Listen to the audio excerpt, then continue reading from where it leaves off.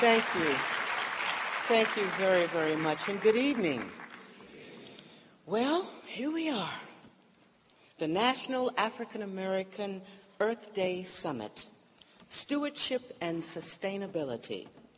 I'm thrilled to see so many of you here this evening because there is a need to deepen the awareness and involvement of African Americans in the critical environmental issues facing our country and our community today.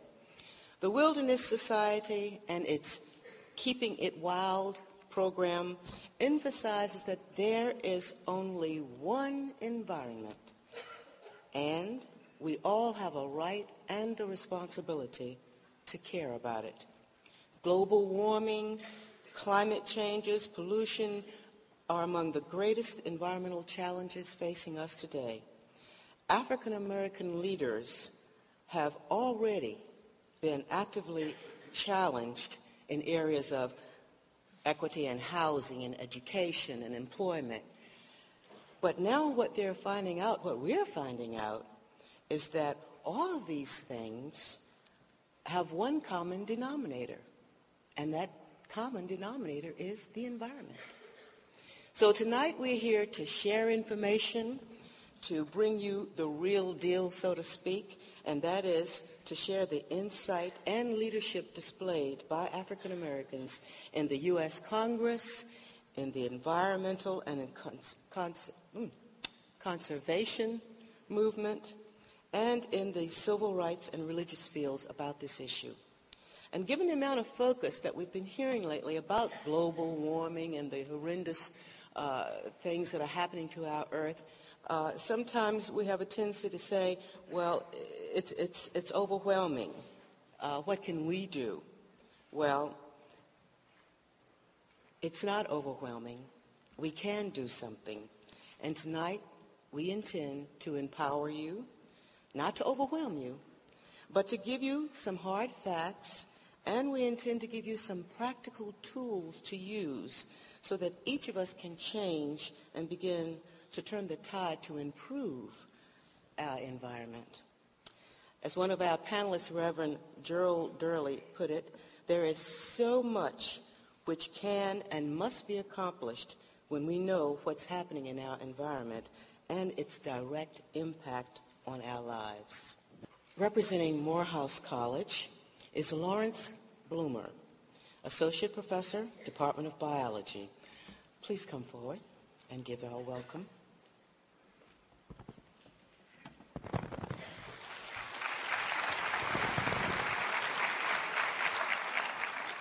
It's my distinct pleasure to welcome you all to Morehouse College this evening and to welcome our speakers to this National African American Earth Day Summit. Environmental stewardship and sustainability are issues that cry out for leadership, particularly from our African American communities, because environmental problems are often having disproportionate effects on the African American community. This is becoming more and more apparent, particularly for some of the global issues that we're beginning to hear more and more about. Morehouse, Spelman College, Clark-Atlanta University, and the Interdenominational Theological Center have long traditions of fostering leadership in our students and our faculty and our staff. So we are particularly pleased that we're able to host this event on our campus and in the Atlanta University Center.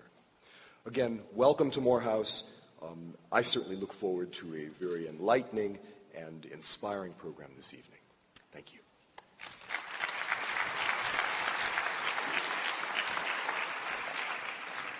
Thank you very much. Frank Peterman is chair of the Keeping It Wild campaign, the steering committee. A Morehouse man, and you know what they say, you can always tell a Morehouse man, you just can't tell him much. Anyway, I was married to one, I know, okay? But anyway, Frank Peterman, a Morehouse man, arrived in Atlanta in 2003 as the Southeastern Regional Director of the Wilderness Society, with his focus on preserving wild lands for future generations. Frank saw the need to involve people, including greater numbers of African Americans and other urbanites, in the enjoyment and care for the land. Keeping It Wild and this summit are the result of that community-based effort. Please welcome, for opening remarks, Frank Peterman, Chairman of the Keeping It Wild Society. Thank you.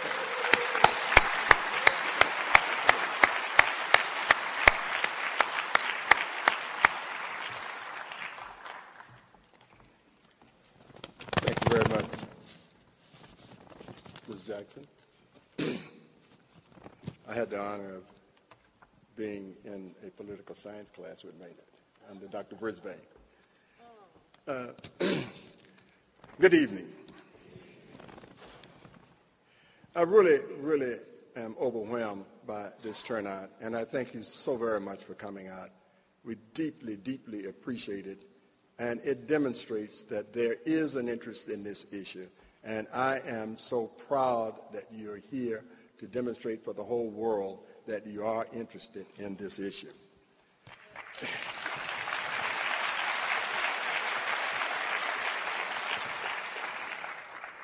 The Keeping It Wild program is a unique program, and I certainly can't take credit for having started it, for keeping it going. I am just one of the cogs in the great wheel that moves this. It was started, the idea was started by activists here in the Atlanta area who saw the need to connect urban citizens to the reality of the existence of forests and rivers, and for them to understand that those places contribute directly to their health, safety, and welfare. That the Chattahoochee River that starts up in the North Georgia mountain, where we get much of our water, needs to be protected in the North Georgia mountains. And those activists decided that not only did we want to start this program, but we wanted to start it in a way that would be sustainable. That is, in the African American community, too often we have people doing what I call parachuting in for a photo op and leaving. We wanted to make certain that we developed a program that year in and year out would be here, and we've been here for 3 years producing galas, producing hikes, and producing seminars. And we're so proud that we've gotten the support that we have. It is of utmost importance, not so much for myself and for many of us in the audience, but for future generations. There's a principle called intergenerational equity. Now, that's a big word that we use, and the Indians put it another way. Treat the earth as if you wanted to remain for 7 generations. When we say intergenerational equity, we're talking about making certain that you treat this earth in a way that it remains for your great-great-great-great-grandchildren. Because the earth resources are finite. The sky may seem limitless, and the ocean may seem to have no bottom, but those resources are finite. They can be used up, they can be polluted, they can be contaminated. So we have to live much more responsibly. That is the message that we want to bring you from Keeping It Wild. Now, we've done this with the help of many organizations. And I want to just briefly talk for a second about how we got here. It was the result of our Keeping It Wild Gala. And Laura Turner Siddell came to me at the end of that gala last October and said, we must do something to carry this message even further, because I've never seen such a diversity dealing with conservation issues. And through her effort, that is the reason we are here today. Stand up.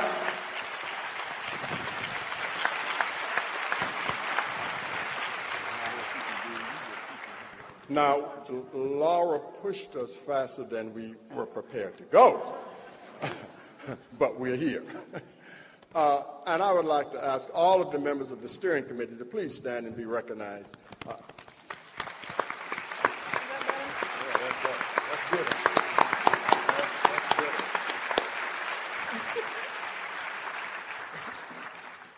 And I would be remiss if I didn't talk for a moment and single out some of the organizations that have representatives on the steering committee. Now, this list does not in any way suggest that we have not had the support of many other fine organizations, but these are people who represent their organization on our steering committee. And it's the Georgia Conservancy. And the Georgia Conservancy has really been a real partner in helping us with many of our administrative details. The Georgia Forest Watch, Trees Atlanta, the West Atlanta Watershed Alliance. I am so proud of this alliance. I'm sorry, but I have to make a special mention because maybe you know of another African-American, predominant African-American conservation organization that has gone out and saved a couple of 100 acres of land in an urban area. I don't know of another one. And if you do find another one, please tell me so we can recognize them also. Morehouse College, Spelman College, the Edge of Night Camping Club, Emory University, Earthwise Production, Georgia Wildlife Federation, the Conservation Fund. I have to stop again. They have been extraordinary in the help that they have given us. Charles Jordan, who is the chair of the board of the Conservation Fund, has come here each time that we have asked him to come here. In fact, he was the speaker that I think inspired Laura to have this. Now, there are many other organizations that are supportive, Earthshare, Park Pride, the City of Atlanta. So we have been fortunate. Everybody we have asked to do something, they have done it. They have done it. And we are fortunate to have that kind of reputation. Two of our seminar presenters are in the audience tonight, and I would like for them to please stand. Dr. Diane Glave, she has been one of our seminar presenters, as well as Dr. Hill from Tuskegee University.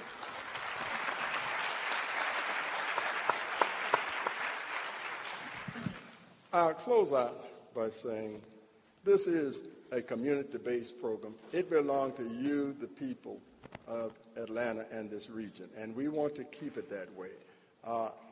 At the early reception earlier, I said we have a charge from our president, Bill Meadows, and that charge is to work in coalition with other organizations and to focus on diversity. And I think that we have met that charge very well with the Keeping It Wild program. And I would just like to ask for Bill to stand up for a moment. This is the president of the Wilderness Society who's come to spend some time with us, and we really appreciate his presence. Again, thank you so very much for coming out. I'm so proud of you, and I'm so happy that you're here. Thank you. Unfortunately, Congressman Lewis is held in D.C., but we do have a live feed coming on momentarily. We have a message from him, and his reputation as a civil rights and human rights and advocate for the beloved community is legendary. But did you also know that he was one of the leading environmentalists in the United States? According to the League of Conservation Voters, which rates Congress on their pro-environmental votes, Congressman Lewis has consistently received a rating of above 90% in the past years. In fact, members of the Congressional Black Caucus have among the highest voting record of any other demographic group in Congress. Representative Lewis will join us now. Congressman Lewis, I'm sorry. Thank you very much for those kind words of introduction. I'm very pleased, happy, and delighted to be able to spend some time with you this evening to support the African American and Environment Summit at Morehouse College. I wish I could be there with you, but my work in Washington has kept me here tonight. We have some votes. I'm glad members of the preservation and conservation community have brought us all together to discuss the issues of the environment. Americans are blessed to live in a beautiful and fertile land, and for a long time we never had to consider the limit of our resources. We are a great and powerful nation, but we discover even we cannot override nature. If there were any of us who believed that nature had only a distant influence on our lives, Hurricane Katrina changed that. During what may go down in our history as one of the greatest injustices of our time, all at once, Hurricane Katrina demonstrated the power of nature, the power of politics. We saw before our very eyes the devastation that disregard for nature, for natural forces can create.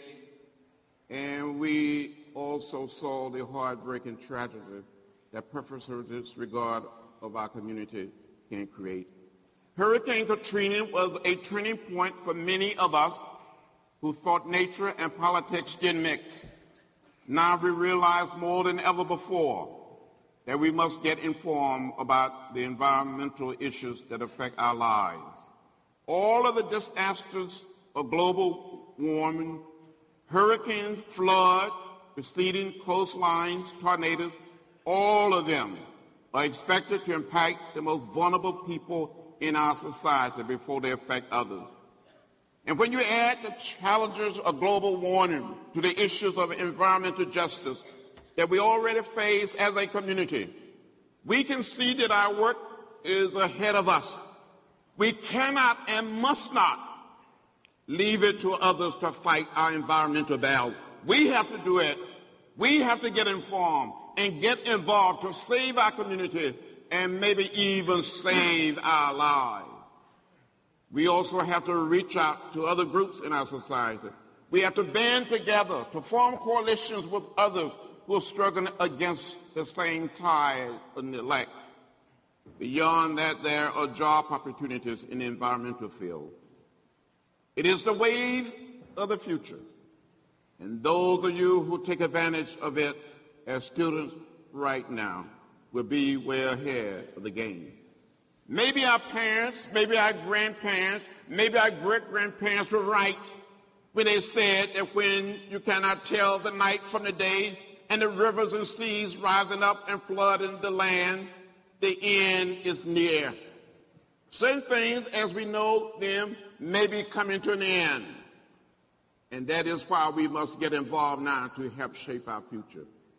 Above all, we must know that respect for the wonders of nature is a rich part of our heritage. It is a deep and often unrecognized part of the African American experience.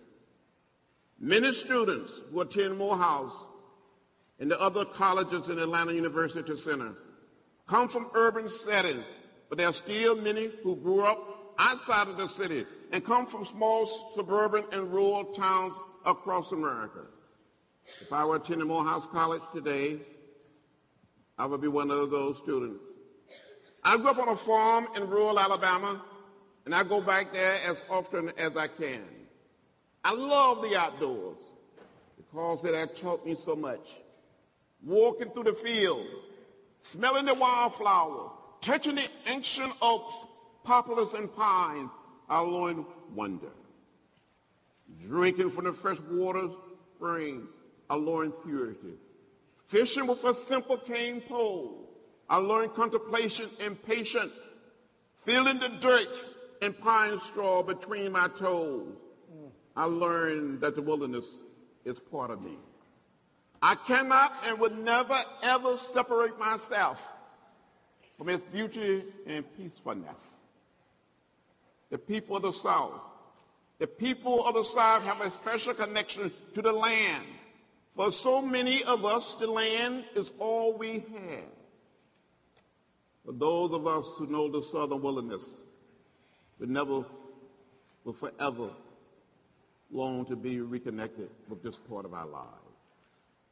For those of you who haven't yet experienced the beauty of our wilderness, I encourage you to get away from the asphalt jungle of the city and spend some time in the woods.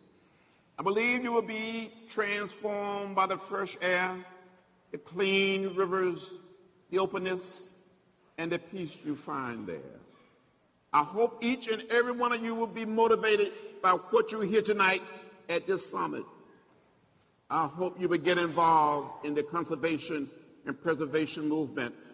But most of all, I hope you would take the time to explore some of the beautiful witness in Georgia and other parts of the South, other part of America and around the world. Then maybe you would discover what so many of us are so passionate about. You will experience the great treasure of natural land, and you will understand that each of us must do all we can to preserve it. This little planet, this little piece of real estate we call Earth is not ours to waste. It is not ours to hoard. It is not ours to abuse. We have to do what we can to leave this little Earth, this little planet, a little cleaner and a little greener, so that generation yet unborn can cherish the beauty and fulfillment of the stunning landscape we call America. Get involved. Get in the way. Stay in the way. Not just to save America, but to save the planet. This is our calling. This is our mission. Thank you very much.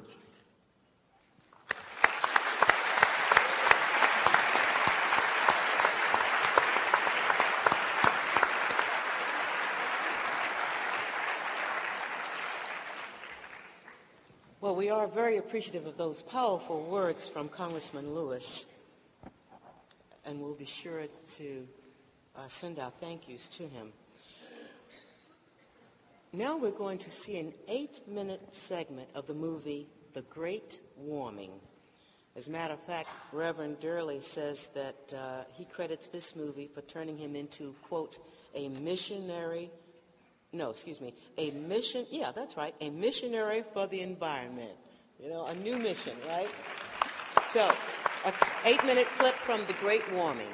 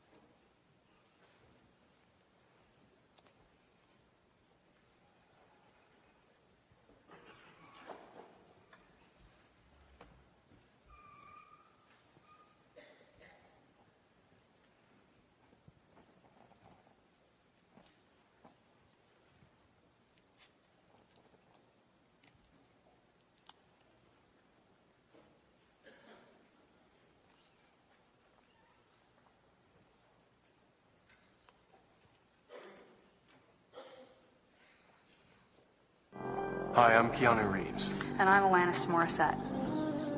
What if there was a planet so perfectly balanced that millions of species thrived in realms of water, land, and air?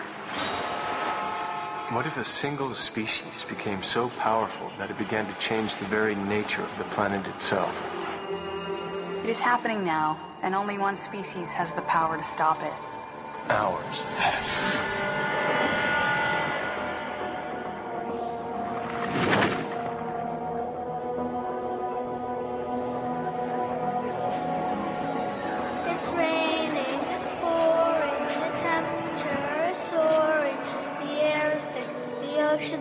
I won't get up in the morning. The children of the 21st century are coming of age in a remarkable time.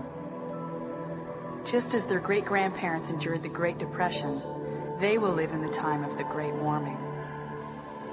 And their lives will never be the same. Over 20 years ago, scientists began raising the alarm. Our atmosphere's delicate interplay of temperature and moisture was shifting out of balance. But this was more than heat waves and storms.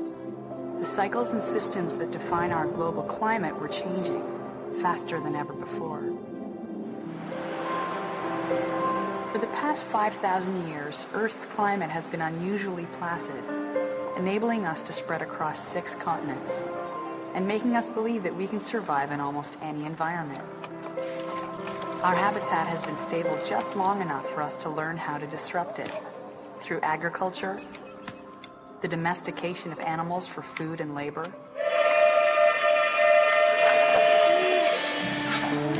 and eventually the age of the machine. See the big fire, the fire to the wheels, raising up smokestack, he'll call you to town. For the past 300 years, the signature of progress has been the smokestack, the stored solar energy of 1 billion summers, harnessed for horsepower and spewed into a darkening sky. Earth's temperature is rising at the fastest rate in recorded history. At the same time, the CO2 in our atmosphere is higher than it has been in 420,000 years, and it's still climbing. Climate change is like cancer. If we wait until we're sure we've got it, it may be too late to do anything about it. Prudence would say, for God's sake, stop putting CO2 in the air as rapidly as possible. Climate change is real and human-induced, number one. Number two, it calls for action soon. And we're saying action based upon a biblical view of the world as it's God's world. In the past few years, a number of senior evangelicals like Richard Cizik have grown increasingly concerned about the physical and moral implications of global warming. And to destroy, if you will, to deplete our resources, to harm this world by environmental degradation is an offense against God. Climate change is already affecting people all around the world. Its most deadly effects will be felt by the 3 billion people in developing countries who live on less than $2 a day, with virtually no resources to adapt. But global warming will also be harmful for many Americans. In Atlanta, we spoke with one of the world's foremost climate scientists, who is also one of the first African Americans ever to earn a PhD. But these days, Dr. Warren Washington is concerned with more than just the science of climate. I'm not a church-going kind of person. However, I do have some deep religious feelings about life and meaning of life. And one of the things I think climate change has to sort of deal with is how does it affect poor people? And that's one area that I think climate change right now tends to act in a negative way towards poor people. For example, a few years back we had a huge heat wave in Chicago, and most of those people who died were poor people because they couldn't open up their houses. They were afraid of somebody breaking in and so forth. They didn't have air conditioning, and they died. In Detroit, the fight for healthy air is being waged on a more local scale. People of color and low-income people, usually because the majority of people who are low-income are people of color, are more affected by climate change and environmental impacts than other communities. Nia Robinson is hoping to help these students understand the challenge, because in inner-city neighborhoods, bad air and heat waves have killed and will kill again. When you start talking about the health effects of climate change, the toxic emitting facilities are usually located in the neighborhoods where these people live. So the problem is not only that their air quality is bad, it's that they're living right next door to power plants or incinerators or car factories or freeways. And we're walking through here wondering, oh God, it smells so bad, and these people have to live with it every day. When you grow up there and you live there and every day this is what you see, you start to believe that this belongs here with you. And so when your kids are sick, you don't necessarily equate that with this factory down the street. It's just, oh, my kids are sick, and so are the kids down the street. I feel like, especially when it comes to depending on our generation to come along and really help and support the environmental movement, it's so hard because, you know, we have been kind of the bling-bling generation, and all we care about are the Escalades and the clothes and the cars and getting more and more and more. And like you said, it's hard through the give and the take, and I don't think that as a whole we really want to give and take and say, well, I'll give up that house or that car for the environment. They don't care about that. The reason that most humans aren't environmentalists is because they don't feel like they're part of the environment, and they are. They're an intricate part of the environment. And so I think that what's important is to get people to understand that you're a part of this cycle. You don't control it. You're a part of it. And what you do to harm it harms you. See how hot it is right now? It's May and it's 90 degrees. And the reason for that is something we call global warming. All great movements are grassroots initiative. I believe that's what happened during the civil rights movement, and I believe that's what's going to happen now with the overall environmental movement. And the movement here are the conditions around global warming, energy consumption. So that movement will in itself bring grassroots people together. And when grassroots people come together, then they come together and they do something in America called voting. And when voting takes place, it impacts those who are making decisions. And when those begin to make decisions, then your economic parties come in. So a movement continues. Each one of you are the smartest that I know. This is not some movement that white Americans are talking about for their own greed. We've got to understand that this is negatively impacting us, and it's going to continue to impact us. It's not about these children in the future. It's about these children today. And we have an obligation to make sure that they can continue to come outside and play rather than become the children in a bubble. What makes today's climate change unique in human history is more than just its science, which has been proven, and far more than its heat and its hurricanes. The potential of climate change to alter and degrade life on our planet presents us with profound moral choices in the way we lead our lives, and it challenges us to create a truly sustainable future on God's earth.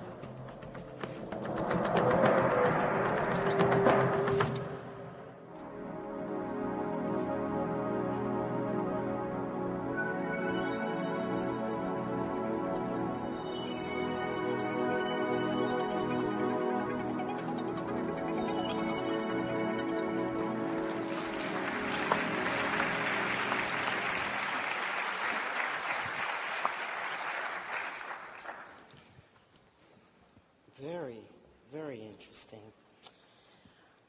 Now we've come to the really interesting part of the show, the program, and that's our panel today. I'd like to briefly introduce each of them, and then I'm going to present a question to each of them, have them respond to that question, and then go for it from there. Add what you'd like, expand what you'd like. Let me start with the gentleman to my immediate left, Jerome Ringo. Oh, I'm sorry, forgive me. We have a letter that Senator Obama wrote to Reverend Durley about his not being able to be here tonight. Let him read that. Thank you. Good evening. I know us, and a lot of us, when we saw the advertisement that said Barack Obama, we came out in droves. And when the message got out that the possibility of his not being here, there were many people that were somewhat disappointed, and understandably so. The committee that had worked so diligently to bring him here, he and John Lewis, they had planned to be here.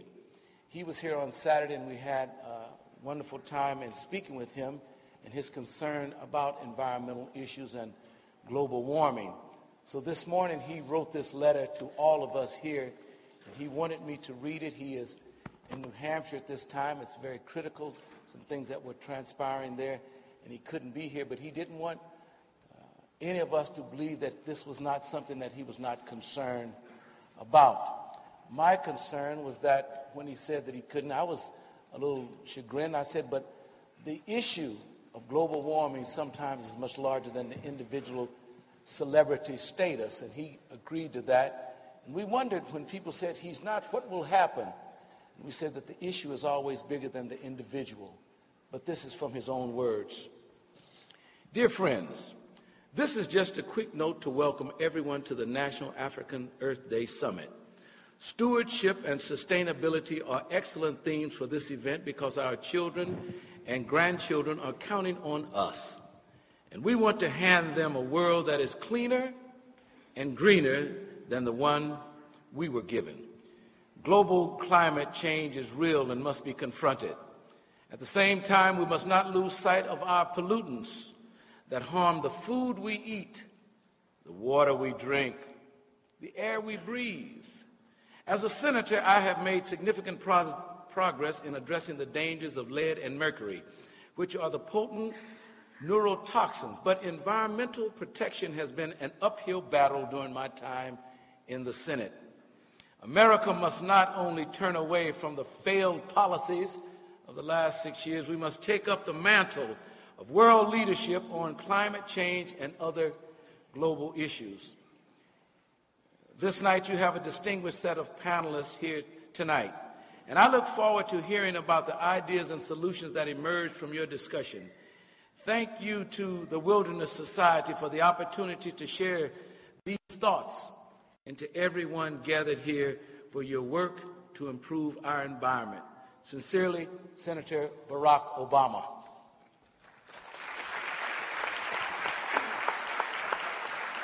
Thank you, Reverend Durley. And now, Jerome Ringo, Chair, Board of Directors of the National Wildlife Federation. Jerome Ringo has been cited as the most interesting environmental leader in the United States right now by The Nation, outstanding magazine. And he's among Ebony magazine's most influential African Americans of 2006. He and his wife Mary volunteered to assist evacuees from New Orleans after Hurricane Katrina hit. And then they themselves became victims as Hurricane Rita ripped through the Gulf shores. These experiences thrust Jerome forward as a national conservation spokesman on an array of issues, including global warming's influence in making hurricanes more intense, reforming national water policies, and projects to put the public interest first. He was named president of the Apollo Alliance in December 2005.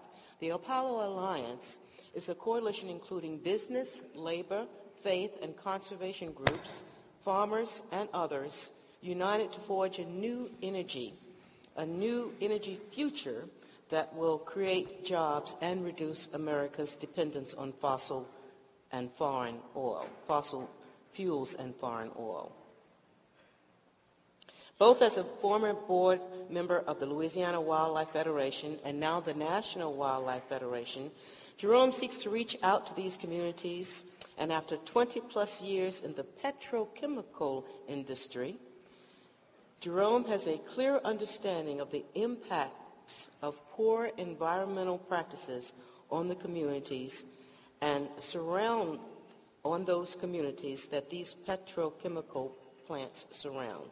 He believes more attention needs to be given to these communities, and he does so with Progressive Resources Incorporated, which is a company he formed and founded to provide communities with expert technical assistance, legal counsel, and scientific advisors to improve their quality of life. Jerome Ringo, welcome. Next to him is Reverend Durley. Reverend Durley, while earning a Bachelor of Science degree in psychology and playing on a championship basketball team, served as student government president, and he became very active in the civil rights movement. After graduating, he became one of the first Peace Corps volunteers to enter Nigeria. When he returned to the United States, he earned one of the first master's degrees in community mental health. Dr. Durley entered the University of Massachusetts and earned a doctorate degree in urban education and psychology. Having been a dedicated educator, an effective psychologist, and a nationally sought-after motivational speaker, Dr. Durley was gravely disturbed by the decaying moral, social, and family value systems throughout the nation. He enrolled at Howard University and earned a Master of Divinity degree. He has served on numerous boards of directors, including the March of Dimes, the National Association for the Advancement of Colored People, president of the Concerned Black Clergy of Metropolitan Atlanta, the Atlanta Union Mission, and more and more and more. Reverend Durley, thank you for joining us.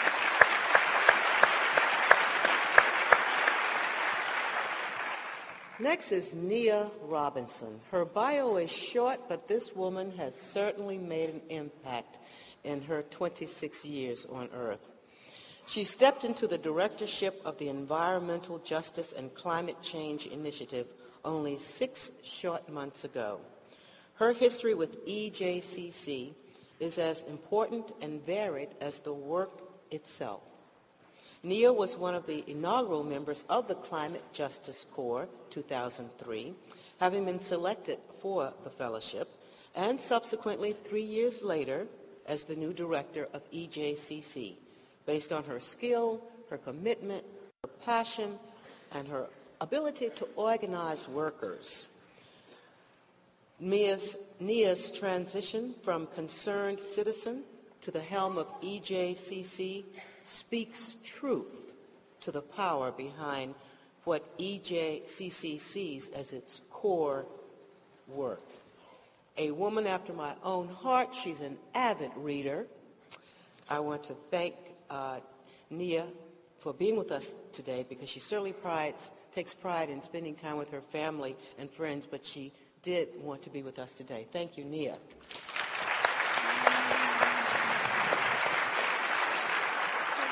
Charles Jordan, one of the leading evangelists in the parks and recreation field. After college, he went to work as a recreation leader for the city of Palm Springs, his hometown, and that launched his influential career in the field. After becoming assistant to the city manager in Palm Springs, he first moved to Portland, Oregon in 1970 to work on the Federal Model Cities program. There, he was a fixture of public life in Portland for the next 3 decades. Mayor Neil Goldschmidt supported his appointment to a city council vacancy in 1974, making Jordan the city's first African-American commissioner. During his 10 years as an elected official, Jordan was fire commissioner for 2 years, police commissioner for 5 years, and parks commissioner for 3 years. And there were even rumors that he was going to run for mayor, but I think he had better sense, obviously. His commitment to the environmental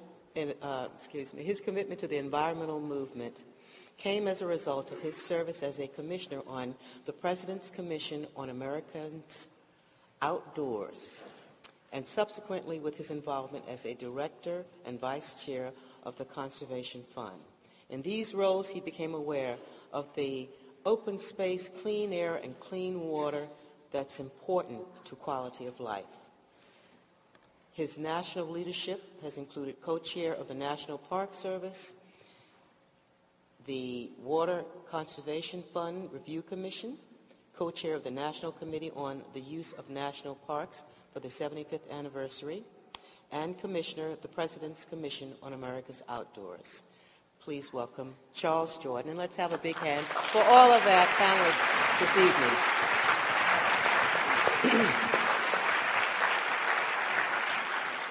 Jerome, why don't we just start with you? As a child of the southern Louisiana Bayou, you spent 20 years, as I mentioned, in the state's petrochemical industry, including time as a union leader.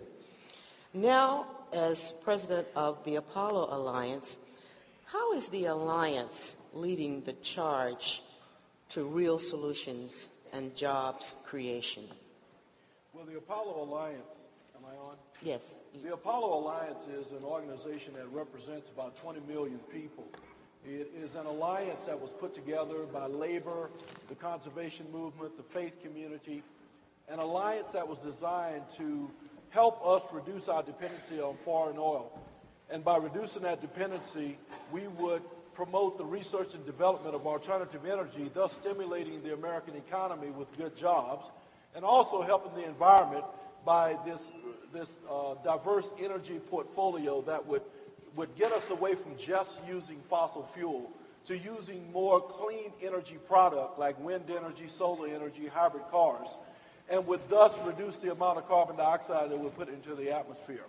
And I think that is the solution to an inconvenient truth. We must come with reasonable ideas and effective ways that we can clean up our environment. But the fact of the matter is the success of the Apollo Alliance, as well as the success of the environmental conservation movement, will not be experienced unless it becomes a more diverse movement that is inclusive of all people, especially those of us who look like me that suffer the greatest environmental impact and are disproportionately impacted. We saw in the short movie that we live closest to the petrochemical plants. Where there's a railroad track, there's a black neighborhood. Where there's a black neighborhood, there's a railroad track. And so there is no question that we are the most impacted, even with global warming. When we talk about the climatic variations that we're experiencing as a result of global warming, we've experienced the 10 hottest years in recorded history since 1991. 2005 was the warmest year in recorded history. We've just experienced the coldest April in the last 100 years. These climatic variations are going to impact people of color disproportionately again. What does that mean? If the summers are hotter, who has less access to air conditioning? We do. And as we see these climatic variations cause disease and growth of bacteria due to high temperatures, who has less access to proper health care? We do. So therefore, we're going to suffer disproportionately. And when the sea levels rise in New Orleans like they've been rising along our Gulf Coast as a result of hydraulic expansion and as a result of the meltdowns of our glacier regions, and those sea levels rise and wash away the coastlines that are important buffers in the event of hurricanes, who's going to be impacted the most when we see Hurricane Katrinas and Hurricane Wilmas and Hurricane Ritas? We are. 54% of the American population lives within 100 miles of the coast. 68% of the African American population lives within 100 miles of the coast. The greatest impact of global warming will be along our coastline, and we're going to disproportionately suffer the greatest impact. So therefore, we should be involved. At this time, we are not. I believe that global warming is the galvanizing issue that will bring us all to the table to an issue that impacts us all and is going to strengthen the conservation community, but is also going to strengthen us as a community. We can bring those good jobs through the research and development of alternative energies into our community, and we should begin today. We should begin tonight.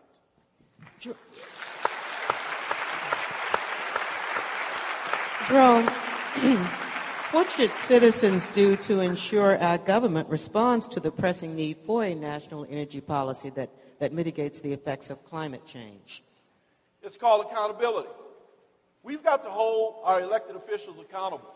Those that do not support resolution and legislation that protects our community from the discharge of carbon dioxide to the atmosphere should not be voted back into office.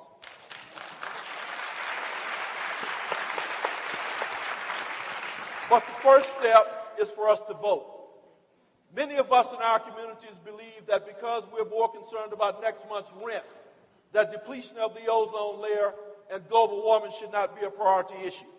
But the greatest power that you possess to make a difference lies in the tip of your finger, and that's on election day, when you can pull that lever and hold that individual accountable and make sure that you put people in office like Congressman John Lewis, who's going to do the right thing for all of us with respect to resolving these critical environmental issues. Thank you. Good. Reverend Durley, you frequently mention this scripture. I've heard you say it. The earth moans and fades away. The world languishes and fades away. The haughty people of the earth languish. The earth is also defiled under its inhabitants, because they have transgressed the laws, changed the ordinance, broken the everlasting covenant. What's the relevance of these words, and what does the faith community need to do to help save our world? First of all, let me thank Jerome Ringo, Nia Robinson, Frank and Audrey Peterson, Laura Seidel, Charles Jordan, and all of you.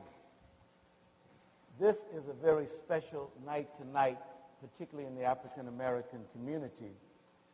The scripture from Isaiah, the 24th chapter, verses 4 and 5, really speaks a lot to the devastation that we're doing The earth is the Lord's and the fullness thereof. God created the heaven and the earth, and he did a good job. He put the stars in the skies, and he created the earth, and then he created the animals, and then he made us. And he put us in charge of his perfect creation, a perfect ecological system that where things work, the sun, the moon, everything worked together. And so we just lived and we enjoyed it for many years. And I guess I was a victim, and now I'm a 6-month convert into this whole conservation effort. For many years, being in the civil and the human rights era, Dr. Battle, when I saw conservationists, I thought they were little skinny white folks looking at birds and looking at alligators and trying to keep the environment safe, and they already had their life.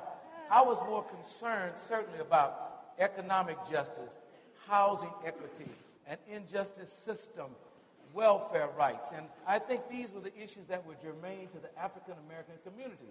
So we did not get involved. Those of us in the pulpit, we were not championing our voice. The scientific community had what they had to say, and we had to do from our pulpits and our mosques what we had to do. But when I watched this great warming a few weeks ago, I began to realize that all of the efforts that I could do in the prison system, the housing system, the welfare system, civil rights, human rights, voting rights, I could do none of it if I were dead. It would be very difficult for me to do any of that if I were coughing myself crazy while trying to get up and protest something. But I didn't think that that was germane to me. So I began to ask questions. I began to go to different. Therefore, a greed factor predicated upon an economic motivation began to abuse God's perfect creation.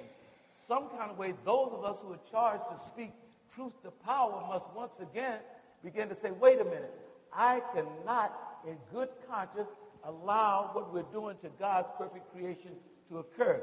Because it is not inconceivable that if we do not do something, in 5 to 8 years, all of us who are sitting here and our children will walk out, put on a mask, get in the car, filtered car, and go into a filtered business or a filtered home or a filtered place.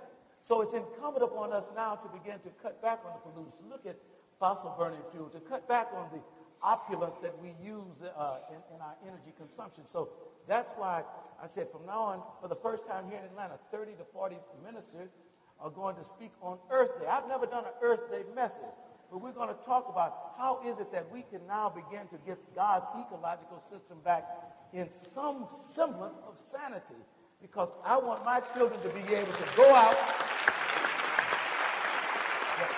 I want my children and my grandchildren to be able to go out and run. But, you know, we as black folks, we say, oh, that's a long way off. That's not coming. I never thought that when I couldn't get on a plane with a bottle of water 6 months ago. Oh. That's how quickly things change.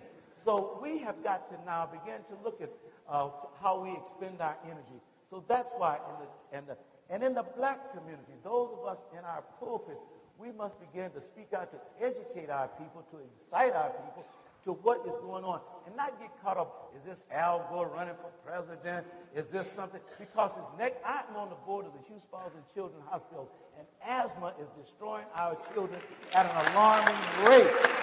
And we are sitting back. So it's going to be incumbent upon us not to be the tail lights on this issue, but to be the headlights once again. So on Earth Day,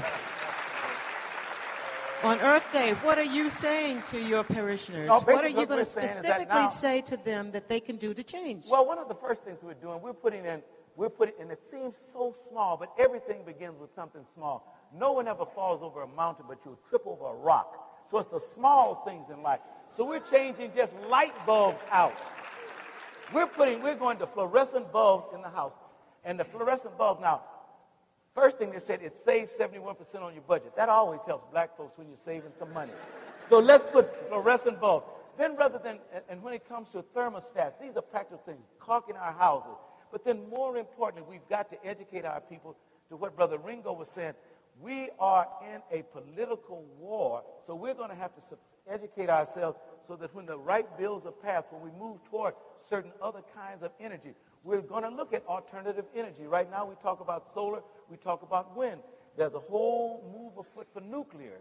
So we've got to understand what does that mean and how does that directly, negatively impact those of us in urban areas. So that's why from the pulpit we must begin to educate, bring people like these on the stage so that they can educate us, because the black pulpit still, I believe, has some validity, has some integrity to educate. God said be concerned about the body, the mind, and the spirit. We can no longer just stay on the spirit. We've got to look at what's happening to our bodies and our minds. Absolutely. Thank you. Thank you. Nia Robinson, at a United States Climate Change Conference in Montreal, Canada in December of 2005, attended by representatives from more than 189 countries, you tried to deliver a quote-unquote climate change survival pack to American officials. As a matter of fact, Reverend Durley mentioned we might have to walk out here in a few years with gas masks and what's on. The pack that you wanted to present to American officials consisting of a face mask for air pollution, a life jacket to counter the threat of rising sea levels, and a can of Spam, symbolizing the potential disruption of traditional food services and sources for indigenous people. What were the circumstances of your involvement, and did you accomplish your goal? The youth from the Environmental Justice and Climate Change Initiative put that action together because what we wanted our government to know is that just because you go to another country, because you're having these international conversations, does not mean that we are not there and we are not watching you. We're present, we know what's going on, and you can no longer go to other countries and say that you are speaking for us, because you absolutely do not.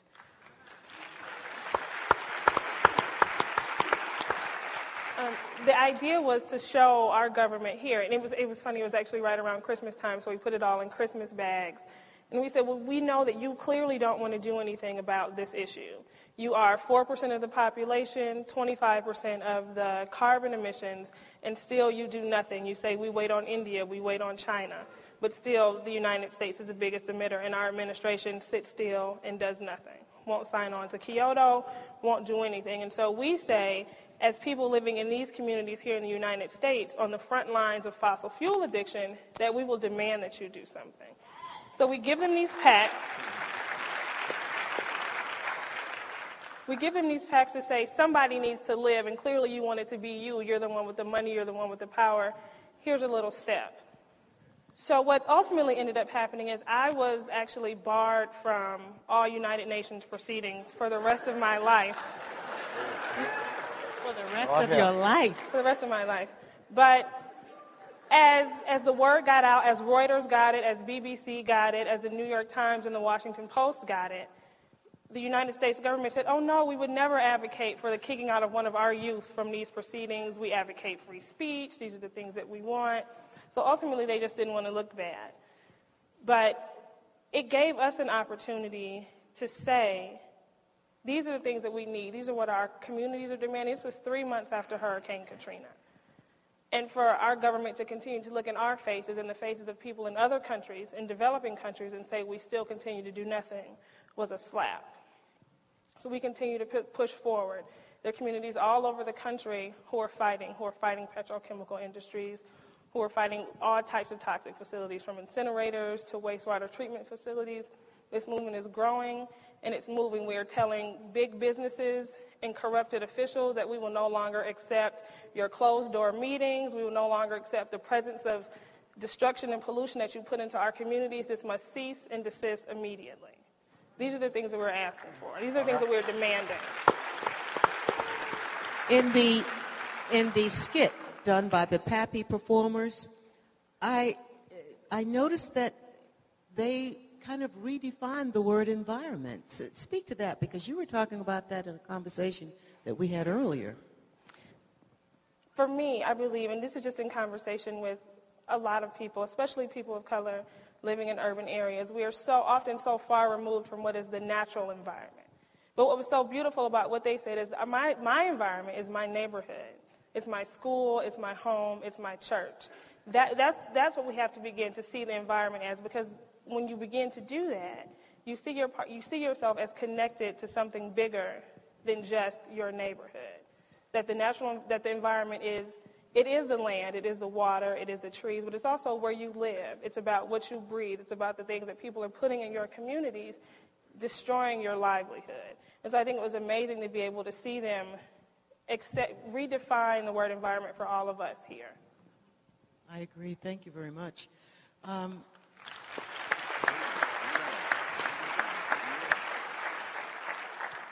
Speaking of children, Charles Jordan, youth definitely carries a great weight in your world also. As a matter of fact, you said that we did not teach our young people about their history, but yet you can do that through conservation. How are you able to do that? I'm not quite sure I understood the last part of that. Oh, okay. Well, how can we teach through conservation our children about their history? Oh, how can we do that? Well, let me say that you heard from the best. Now I'm going to give you an assignment. So tell me if you have the time tomorrow. I want you to do something, and I'm going to get to that, sister. I'm going to reach it. You the man. Okay. All right.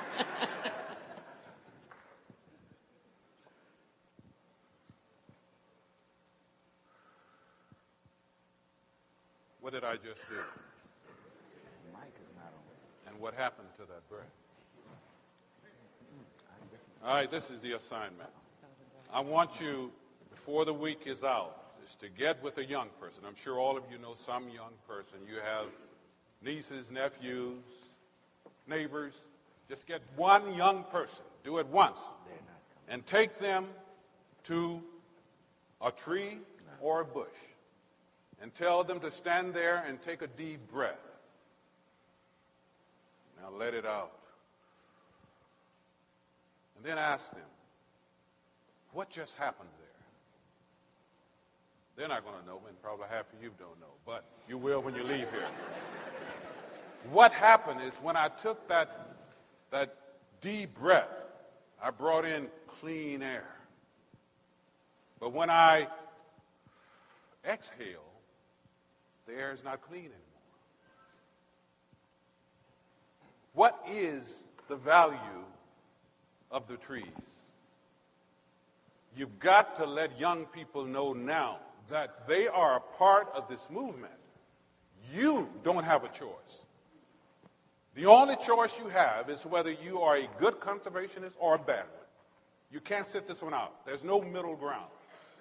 But don't say you don't have the time to do it or the wherewithal. There are trees in every neighborhood. This is a great opportunity to introduce those kids to those trees and let them know how important those trees are and how important and how dependent we are on the great outdoors. You've got to do that. There are smaller things because all of the things you've been hearing tonight, you're not going to run out here and start doing anything. You've heard most of this in some form or another some other time. But let me tell you, this is serious business. Now, so serious, I decided that I really wasn't going to speak to you. I'm really focusing on the next generation, my granddaughter, 4 years old. That's who I'm making my commitment to. And I'm telling her that I will have things in some kind of order when you grow up.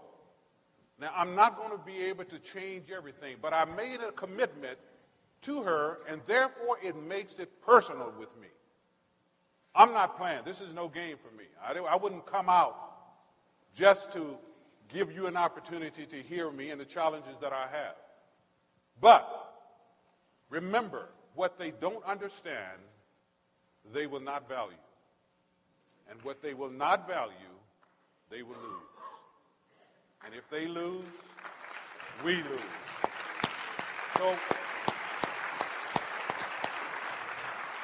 So it is time now, and I know we've been to meetings like this a long time, Reverend. I mean, we go to meetings all the time. That's one thing we do. But, gang, for some reason, we don't follow through. Yes, we've got lots of challenges. Conservation is only, you only heard one tonight. We've started lots of wars. Remember the war on poverty? We didn't win that one either. Remember, No Child Left Behind? We didn't win that one either. I am so afraid, gang, and I'm just being realistic. I am so afraid that if we would just stop the world and get off for a while and just step back and let the world just keep on turning and we take a look at it, we will see a lot of unfinished tasks. We made a lot of commitment. We got excited about it and all the applauses. But once we left, we didn't do anything about it. Are there any children left behind? Yeah. And what happened to the war on poverty? We gave up on that. And I'm afraid, I'm so afraid you're going to give up on this one. And that really concerns me because I made a commitment to Mia, my granddaughter, that I would make this world a better place. I can't do that. I can't do that unless you help. Because like I said, you're either a good conservationist or a bad one. There's no in between. And there's no way America can win this one without you coming on board. You got to come on in some form. You've heard from three of the best here. And I hope you take it to heart.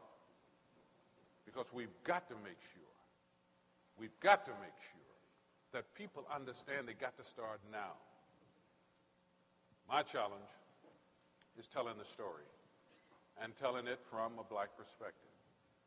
Because one's point of view is determined in a large measure by one's point of viewing. Okay?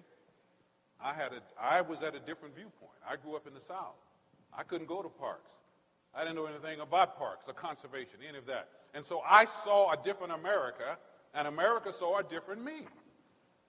But I have to go with what I have. I do know that this is one that I can't sit out.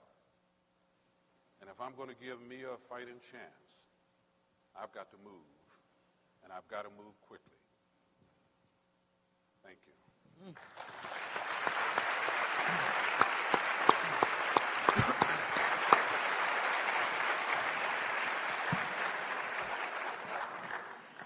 We're just about at the close of this part of our program. When you came in, I think you might have been handed a card if you had some questions that you wanted to write down. If you did, or if you have a question, if you could write it down, there will be someone walking through who will collect the questions, and we will be asking a couple of those, time permitting, after we see our next performance. Joining us now, are we ready for our environmental spoken word performance?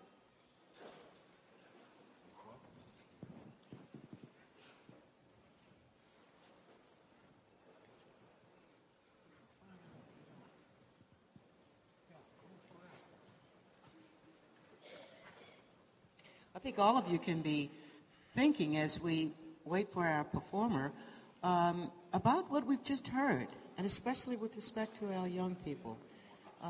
If we start talking to them at 3 and 4 years old, by the time they're 8, they'll be setting an example for their peers. Why don't you just go right to the question? Okay. Do we? Can I have some questions? Do we have any? Would you pass them forward, please?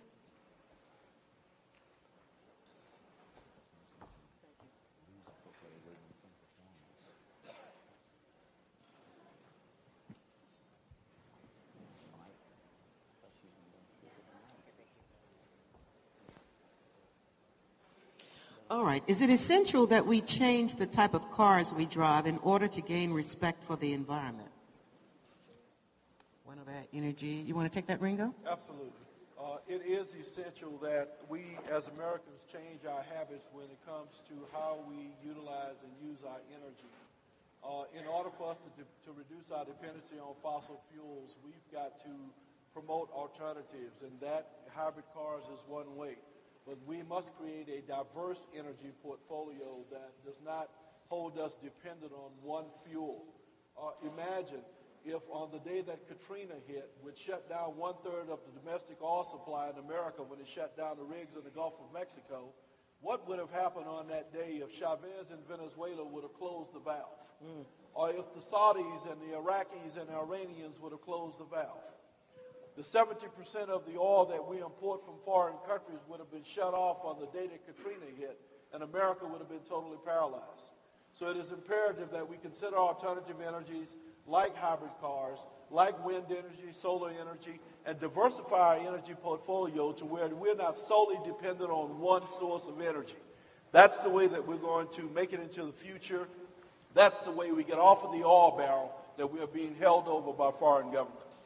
I think, Valerie, can I add one more thing? I think it's not just important to talk about the type of cars that we drive, but to change our whole mindset around transportation and movement and mobility in our communities, period. So people should be advocating for better regional and city transportation systems, as well as taking the opportunity to walk and to bike to places that are a whole lot closer, so you don't have to use your car to go everywhere. I agree. How does governments and the EPA continue to put at risk communities with landfills that are known to cause health issues? Anybody want to take that one? I think it's a blatant disrespect for people of color. It's the white supremacy and racism, straight up. Oh, sorry. That's real talk. That's what it is. It's white supremacy. It's racism. It's what this country was built on. That's why they continue to put these. It's by design that these facilities are put into our communities. It's not a coincidence. And it's about. Go ahead. I was going to say a lot of it is predicated upon ignorance, and ignorance breeds fear. A lot of times we just don't know. Yeah. We don't understand. We're busy with survival issues, and therefore things are going up, whether it's underground or overhead, and we don't understand and we don't know. That's why forums like this are so vitally significant in the work that they're doing at the ITC with theological education to try to train ministers to come out and speak. I never thought 3 weeks ago that I would sit in the same room with an evangelical and a Christian coalition person. I mean, they're too far. They were concentrating on two things, abortion and same-sex marriage. But we could find common ground when we begin to talk about destroying God's creation. And therefore, for one of the first times, I believe, where the scientists are talking something, where the religious community can come together, where we can, but before that, where we can work together, but before that, it was ignorance. So when they bring these toxic wastes and toxic dumps in our area, we just don't know. It's done, and they put it behind closed doors. So now, by us beginning to raise the kinds of questions, by us becoming politically sophisticated, by us understanding from a scientific as well as a moral issue, we can and will and must make a difference of those who come in, and we will deal with them when they bring it into our community from now on. Go ahead. No, you go on. It's extremely difficult for the EPA to do its job when we have an administration that is suffering. In Louisiana, we suffer from Category 5 storms. Well, we're dealing with an administration that's suffering from Category 5 denial. And part of the problem, you cannot expect the EPA to do its job if you have leadership on Pennsylvania Avenue that's not doing its job. That is the head of government in this country. How can we expect to be looked upon, as Nia talked about at the conference in Montreal, as leaders in conservation when we have a government that refuses to sign on to Kyoto? How can we go and talk to the Chinese about building one power plant every week when we're putting 30% of the CO2 to the atmosphere when we only make up 5% of the world's population? So we have a pot calling the kettle black. We can't do that. And so we have to have a level of leadership, and that leadership responsibility is in your hand on election day. You must make the change. We must make the change so that the EPA will do its job and eliminate some of these toxic facilities within our community, and we'll stop experiencing the adverse impact. It's interesting. There's a question that comes that says, when campaign contributions from developers and others who profit from exploiting the environment prevent meaningful legislation and enforcement, what recourse do we have? Well, I think Dr. Derlin may be the missing link here. We know that black people give a higher percentage of their income than whites. All right, but they give to the church and they give to local organizations that they can see. But I know that, well, I have a feeling that if the ministers would come to the task, I think that we could turn this around. There's no doubt about it. His voice speaks a lot louder than politicians because we all know where he's coming from. And so I'm just delighted that you are involved, and we'll do everything we can to keep you involved and to empower you. Because I think you just may be the missing link for us to get this thing rolling. Lord. Oh, Lord. Now, you have to talk to my deacons about that. When you get down by the river, you're not going to have time to think about it. You got to know whether you're going or not. This is an interesting question. Does it prevent breathing problems to have train tracks lined with trees? No. Okay.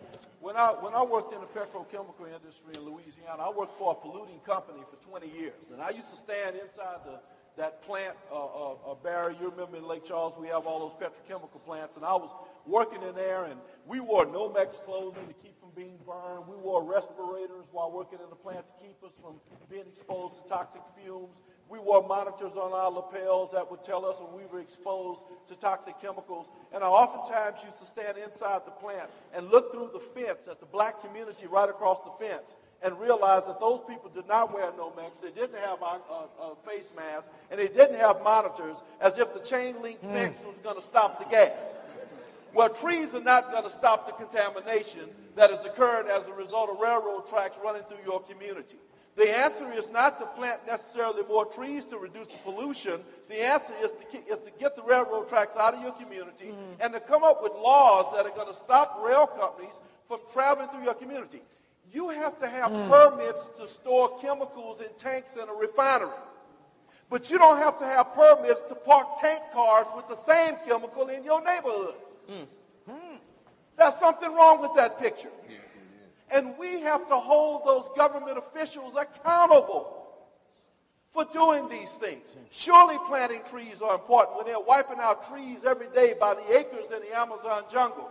Those trees that absorb carbon dioxide and release oxygen to the atmosphere. The trees are disappearing, the temperatures are rising, and we put more CO2 in the atmosphere. So it's very important that we plant more trees. But those of us that live under the shadows of the petrochemical industry, those of us that live next door to the sewage treatment plants, those of us that live right below the hills of the landfills, we've got to, and the coal mines that aren't sequestering the carbon, we've got to figure out ways to where there can be some coexistence with minimal impact. There's a thing called zero discharge. There's enough technology out there that industries can produce their product without any discharge. The question is, are they willing to invest the money? If CEOs can make 400% more than employees in these petrochemical plants who are making record profits, why can't they take money and invest into minimizing the impact on the people that are in closest proximity? The plants are not going anywhere, and the black folks can't go anywhere. Where are they going? So we got to be able to figure out where we can develop a spirit of coexistence. I'm not saying that it's okay for us to live near the plants. We need to stop citing those plants in our communities. But those of us that still live next to those facilities, we've got to hold a greater level of accountability to those industries, and the EPA needs to do its job and shut down those industries that are polluting people. And I say applaud those that are doing the right thing. And then we'll begin to see real change. All right. That's all right. Thank you. Thank you. By the way, all of the questions that are collected tonight will be sent to Congressman John Lewis and Senator Obama for their perusal and use, and hopefully they'll take a hint from some of them. Popular Science magazine told how big money and oil companies killed the electric car. Why are Americans not told about this, and what to do, and what should one do to take action? Do we know about I'm dealing with clean energy. I don't want to dominate. Do y'all want to? Okay. I think the big thing, the reason that Americans probably don't know is because we have very corporate-controlled media.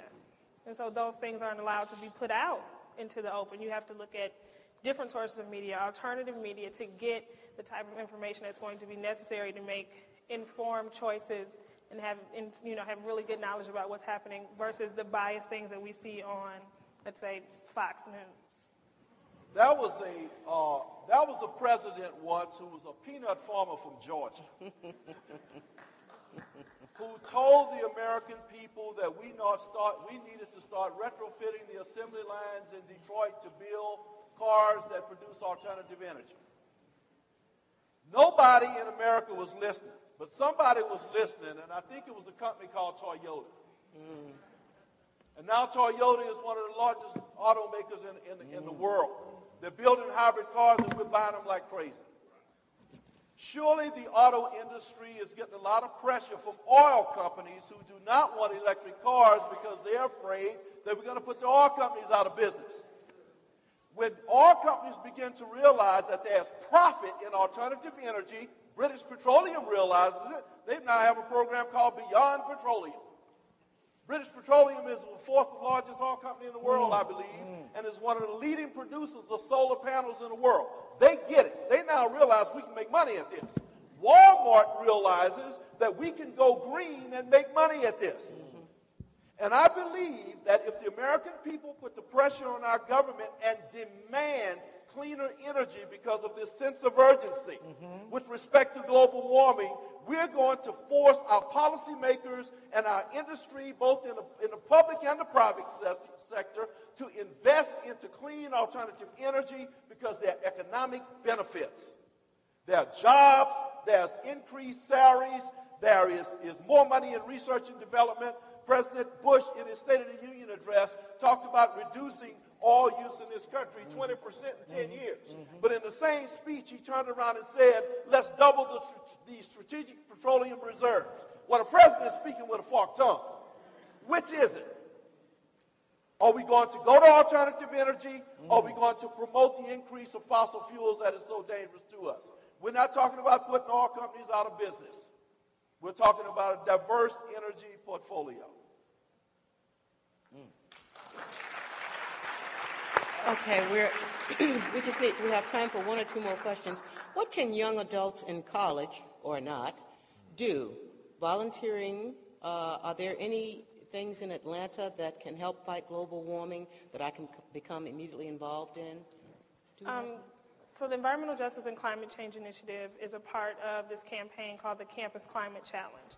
And our main focus is to get young people, not just students, but young people and students of color who are living inside of communities that are being disproportionately impacted by the causes and effects of climate change to get involved, to know more about the issue and figure out what they can do inside of their communities, both at home and on campus, to help to begin to work on the problem. So, the big thing for us is making sure that here, especially at the Atlanta University Center, that this really starts to become the epicenter of what is climate change and climate justice activism, not just for historically black colleges and universities, but for the nation as a whole. So I have my cards. I'm definitely available to talk to any students or young people who are in the room who want to be involved. Leadership from the 4 campuses has already begun to be pulled together. We're having a meeting next week to talk about how we can begin to have these conversations on these campuses with people who look like us to make sure that we are a huge part of fixing the problem that is affecting our communities. Also, we have an obligation as well from our youth, all of our youth groups in our churches and our various mosques and religious institutions to infuse the power of what God has created. And how then do we do it? Because it directly impacts our overall health and our families. So from our youth perspective and our youth group, we have an obligation to speak about this and infuse these kinds of programs in our churches. Very good. One last question. Charles Jordan, what makes a good conservationist? What makes us good conservationists? Or what makes a good? What makes a good conservationist? I think the first thing is to be aware that you can make a difference. We all enjoy doing things that we do well, but we like to know that our time is not being wasted. And I think that with some small victories, we can continue to really have an impact in this movement. And so just try some small things first, because it would be rather discouraging to take on some of the bigger projects because you're not going to succeed that quickly. But take on some smaller projects and just start building there. And that is why I feel so important that my commitment to focus on young people, because they are still open to new ideas. A lot of us have already closed our mind, and we're not going to make a change. But young people are still excited. They're questioning on the college students. There is a gold mine. And so that's the key as far as I'm concerned. Thank you. Thank you. Speaking of little things, you'll find in your bag when you leave, you'll be given a gift pack. I want to thank Georgia Power for the CFL light bulbs. It starts with little things, and you'll find one in your bag. So put it in your light at home, at your lamp, and go buy some more, okay? The bottom line, I think, on much of this, as I sit and listen to what's being asked in the audience and what's being said on stage, so much of this comes down to public policy, and that means elected officials. The people who set public policy are elected officials. A lot of people can influence it. You can have a rock star influence it. You could have a tire changer, a sanitation worker influence it. A lot of people can influence public policy, but only elected officials set public policy. So we have to be especially careful when we elect our representatives that they're going to do what it is that we put them in there for. Voting, we've come full circle. We've come right back to the vote. All right, now I think we're ready for our environmental spoken word performance. Right?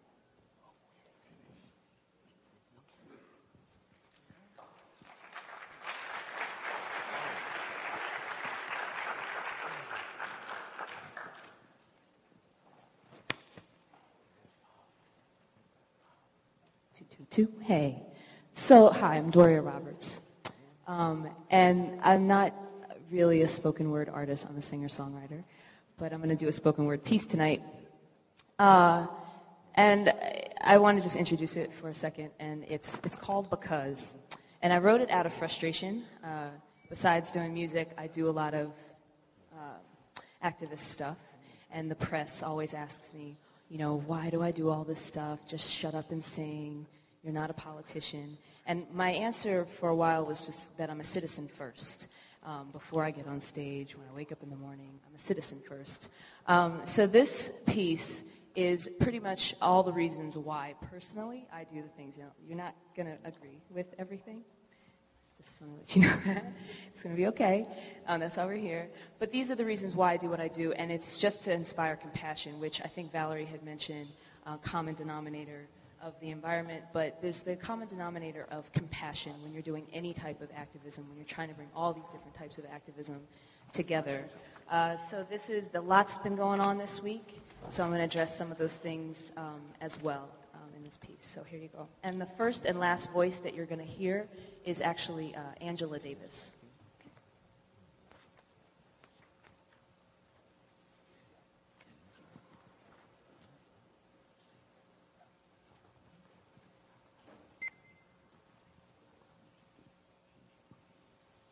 People have often asked me over the years, how did you become an activist? How did you become What made you decide to become an activist?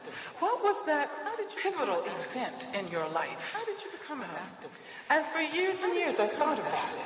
I tried to remember. Now, when did I really become an activist? How did you become an activist? Now, what happened that made me commit my life to doing this work? And I came up with some ideas. You know, at one point I said, well, it must have been when How did you become an activist? 16th Street Baptist Church in Birmingham, Alabama was bombed. I'm from Birmingham, Alabama. And knew Carol Roberts and Cynthia Wesley and the two other girls who were killed during that church. As a matter of fact, my mother took the mother of Carol to the church to pick her up after they discovered that the church had been bombed. And that did have a profound effect on me.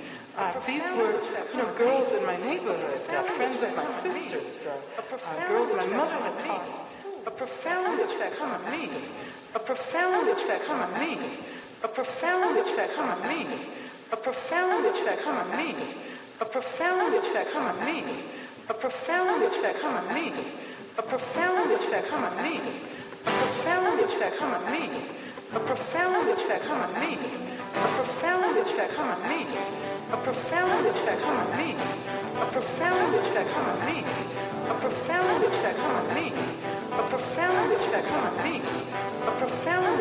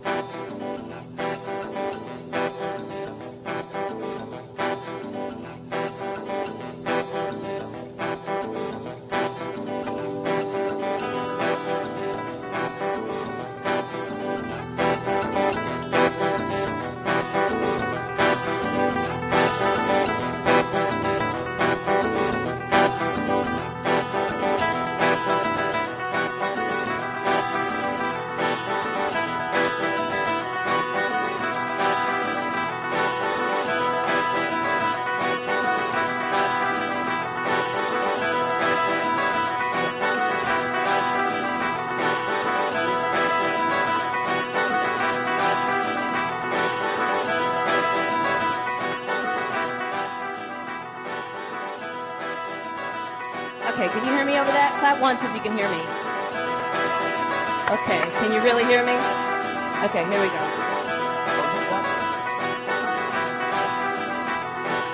Four little girls on a clear day in Birmingham, white dresses, patent leather shoes shine bright. Bad men in dirty sheets lurking in the corners. Still they are asking me why.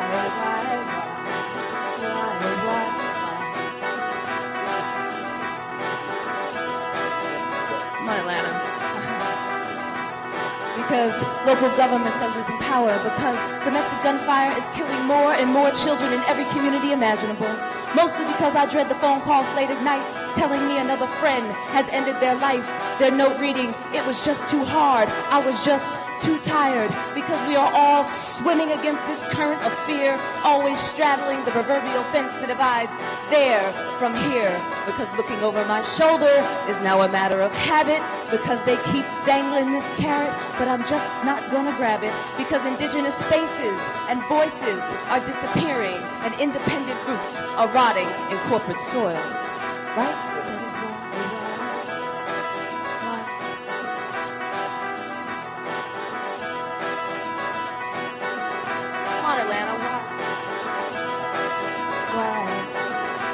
Because the right wing needs to be clipped. Because this current administration is nothing more than a big fat sinking battleship. Because Bush's tie is never ever straight. If you're gonna take over the world, just learn how to dress yourself. That's all I'm asking, right? I said, why?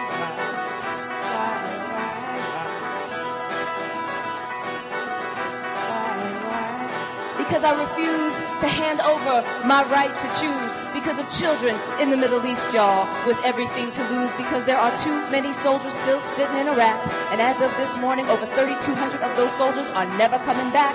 Because my nephew wanted to be an architect, but is now a pawn, fighting an unwinnable and illegal war. He is deemed an acceptable sacrifice. Because of a young, conscientious objector facing jail, refusing to fight for the sake of a misinformed, sworn duty. Because Angela Davis says the roots of sexism and homophobia are found in the same economic and political institutions that serve as the foundation of racism in this country. And I am lost, y'all, in a world that is not looking for me, right?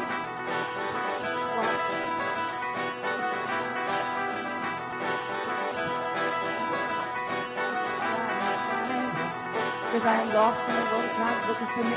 I'm lost in a world that's not looking for me. I'm lost in a world that's not looking for me.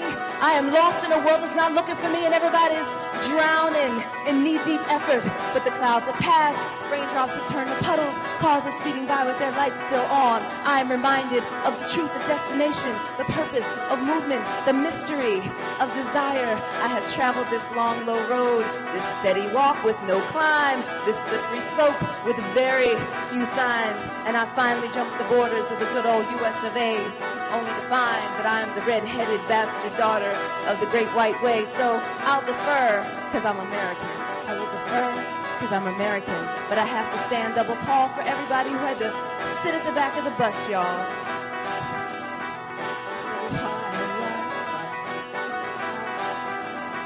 Because I am woman, hear me roar. I am woman, hear me roar. I am a bad girl, hear me roar. I am woman, hear me roar.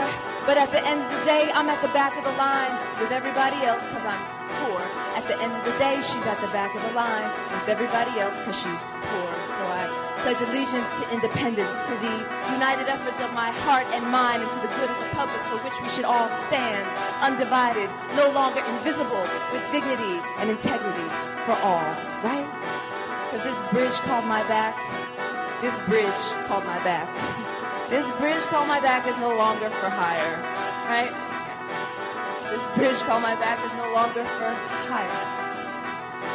I'm sick and tired of being sick and tired. I'm sick and tired of being sick and tired. You say sick and tired of being sick and tired. I'm sick and tired of being sick and tired. You say sick and tired of being sick and tired. I'm sick and tired of being sick and tired. Sick and tired of being sick and tired. I'm sick and tired of being sick and tired. Four little girls on a clear day in Birmingham, and white dresses, patent leather shoes shine bright. and bad men in dirty sheets lurking in the corners, and still they are asking us why.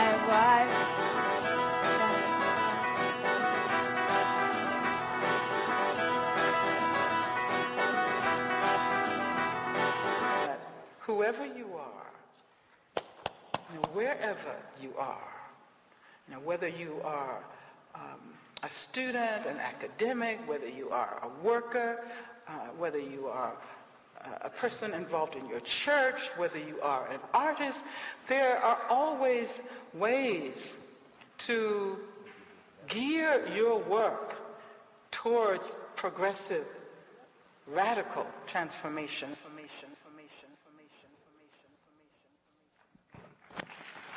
Thank you very much.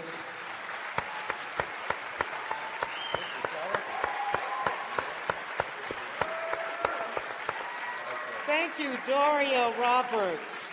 Thank you very much. And now Dr. Leppard will come forward to say a few words. Stay with them.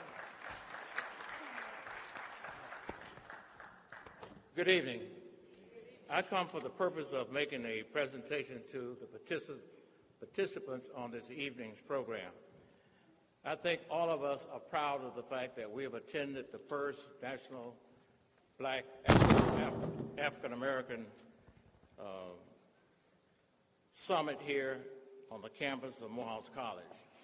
Tonight we would like to involve one of our corporate sponsors, Trees Atlanta, takes this opportunity to award these certificates of appreciation.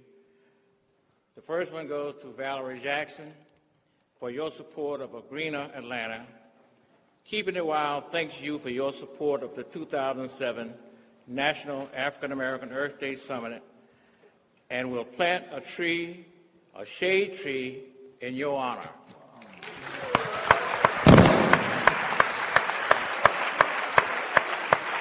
And we have one tree for Valerie Jackson.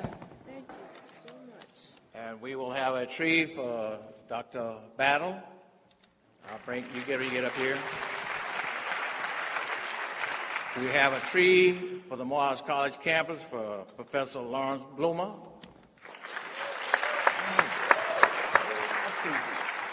And we have one for each of the panelists, Jerome Ringo, Reverend Gerald Gurley, Nia Robinson, and Charles Jordan.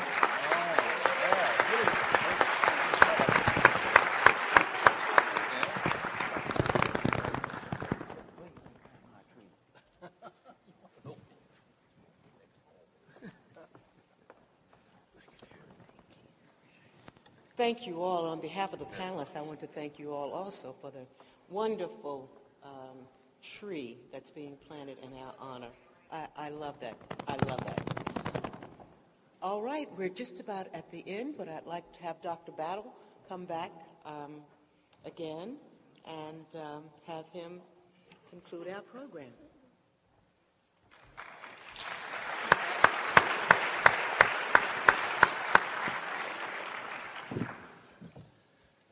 In the report titled African Leaders, State of Africa Report 2006, published by Boston University, the President of Tanzania states that where we have failed to protect the environment, the damage is obvious. There are erratic and low rainfalls, water resources are drying up, and the areas affected by drought are rapidly increasing. He goes on to state that reckless harvesting of trees and uncontrolled forest fires have resulted in water resources drying up, rivers drying up, and biodiversity being put under great threat. These comments have direct reference to the country of Tanzania on the African continent, but they are equally relevant to South and Central America, as well as North America, Asia, Europe, and Australia. The point is that environmental concerns are global in nature, yet without excusing each locality from local specific concerns. Environmental concerns are also deeply personal, in effect on each individual living in and sharing the planet we all share in common. Each of us has responsibility to do what we can in the context of our own lives to reduce the demand for consumption of natural resources. Instead of driving V8 automobiles, we might consider driving V6 automobiles and then work toward more efficient means of transportation. Each of us can replace at least one light bulb in our homes with energy-efficient lighting and work toward the point of having replaced all of our light bulbs with more efficient bulbs. My wife and I have replaced over 90% of our light bulbs over the last several years. Now, the reason I'm confident that each person can begin by replacing at least one light bulb is that in your gift bag there is at least one light bulb.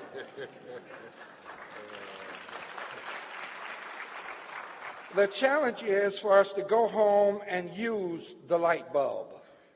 Each of us can change the filters on our furnaces and our air conditioning units. If not every 3 months, at least once a year. Now, I'm fully aware of the fact that for many families, economic reality means that it is a very difficult choice to stand in the store and decide to purchase 4 energy-efficient bulbs at the price of $9, when you can buy 4 regular bulbs for only $1 at a dollar store or a discount store. While the difference may be not very much for some of us, for others it is the difference between the take-home pay between a full hour of their salary. For people who make only minimum wages, the choice between $9 and $1 is a heck of a choice for them to make. Creating an environment where there is more equal share of ecological responsibility also means that we cannot separate ourselves from the need to create an environment where there's economic justice, and economic justice is a priority. One cannot expect the poor to do as much as the rich, and then judge the poor for not having done so. Otherwise, we will create a society where those with more green money will be more likely to become the most green ecologically, and those with the least green will be the least green and also the least protected. It is common knowledge that environmental injustice is pervasive in communities where economic justice is also pervasive.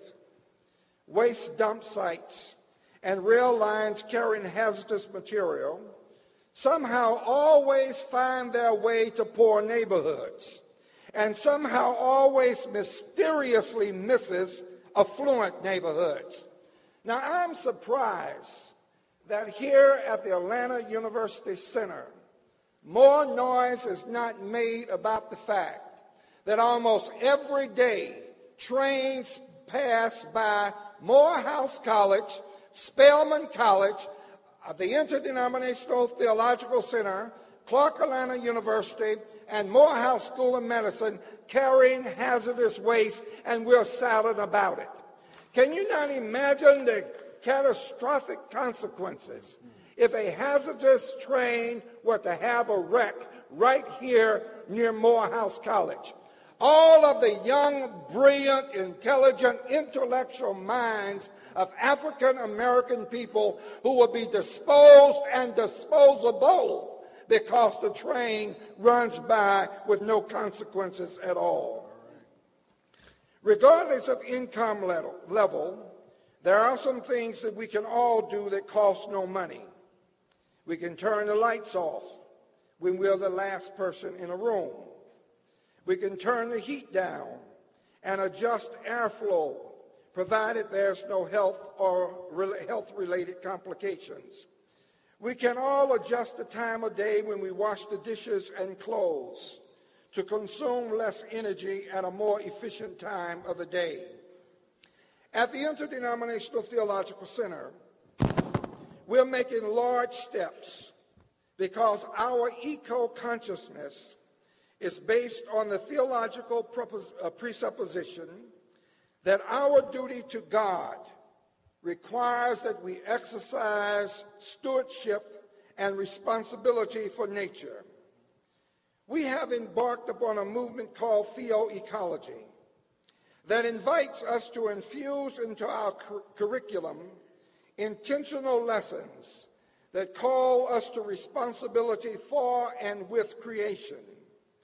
There is theological and philosophical foundation for the belief that responsibility to God mandates responsibility to the human family.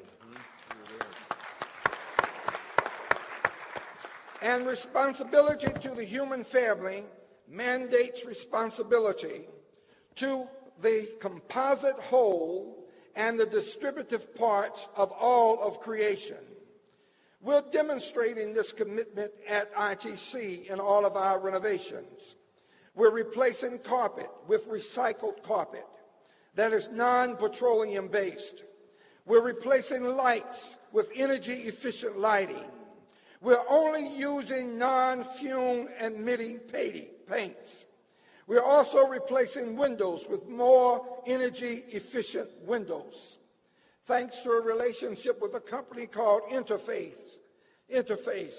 we're able to purchase more efficient and ecological products that in the long term save money and save lives. We're also replacing our large HVAC systems with more efficient, smaller systems. We are currently trying to raise money to replace all of our classrooms and all of our faculty and staff office spaces in a retrofitted manner. For ITC, being green is logical, it is biblical, it is practical, it is spiritual, and it is just plain common sense. One of our trustees, Paula Gordon, has inspired our entire Board of Trustees to embrace theoecology and to establish it as a strategic goal of the institution. There are great hymns in the church that remind us that God has already created an ecologically sound environment. Our responsibility is to nurture that environment.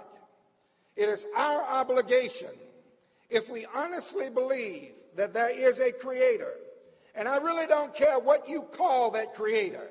You can call that creator God, great mind, great source, hooba gooba, watcha gotcha. I really don't mind.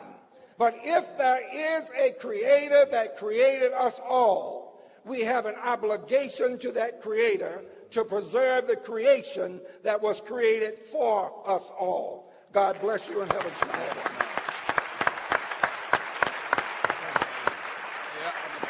Thank you all for coming. Thank you. And good night. Global climate change is real and must be confronted. Change is real. At the same time, we must not lose sight of the same pollutants, must not lose sight of harm the food we eat, that harm the water we drink, the air we breathe. As a senator, I have made significant progress in addressing the dangers of lead and mercury, which is potent and mercury, neurotoxins, but environmental protection has been an uphill battle during my time in the Senate.